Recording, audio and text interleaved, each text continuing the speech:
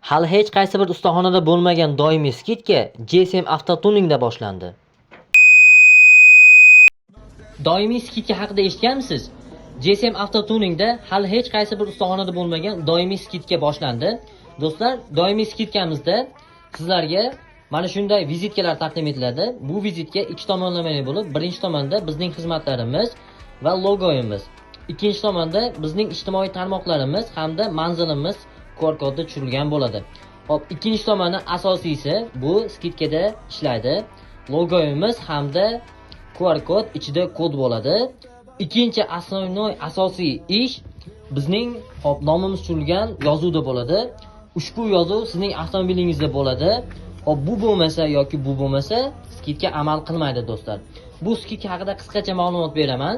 Skidka 1 oy ichida 5 marta, 10 marta bizga xizmat qildirgani kelsangiz, har bir bergan summangizga 5% dan o'zingizga qoladi, ya'ni yozib qo'yiladi.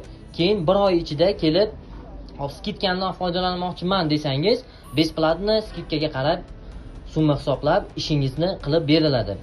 Hop, bu 1 oy ichida bo'ladi, keyingi oydan ya'ni 0 dan boshlanadi.